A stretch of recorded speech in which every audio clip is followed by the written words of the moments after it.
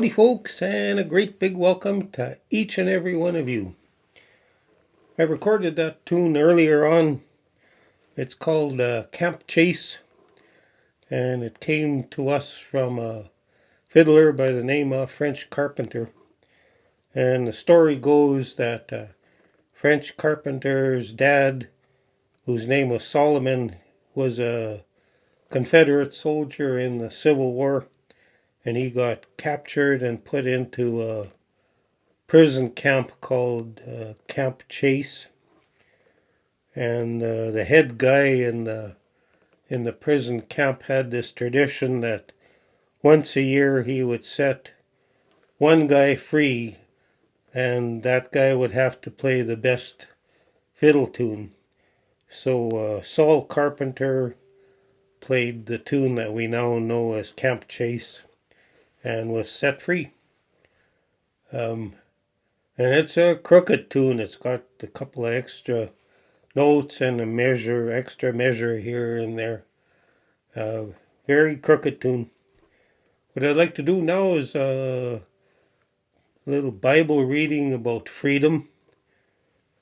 Saul Carpenter was set free from a prison camp, but the Bible talks about another kind of freedom. So for those of you folks that don't want to listen to any Bible readings, you can end the video now. I'll say adios and see you next time.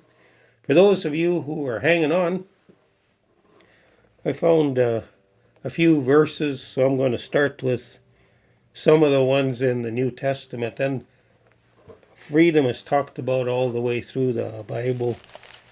The first ones I found were John chapter 8. There's a couple of them. John chapter 8, verse 32.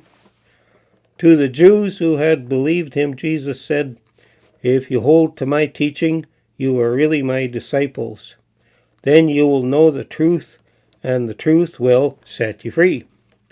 And then later on in verse 36, he said, "So if the Son sets you free, you will be free indeed." And there's more verses over in Romans chapter 6, verse 18 says,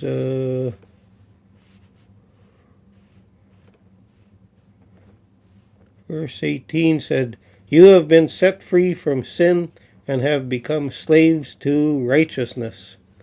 And then further on in verse 22, it says, "But now that you have been set free from sin and have become slaves to God, the benefit you reap leads to holiness, and the result is eternal life. For the wages of sin is death, but the gift of God is eternal life in Christ Jesus our Lord." And then let's go to 2 Corinthians. I got everything marked in here with sticky notes. 2 Corinthians chapter 3, verse 17. "Now the Lord is the Spirit, and where the Spirit of the Lord is, there is freedom."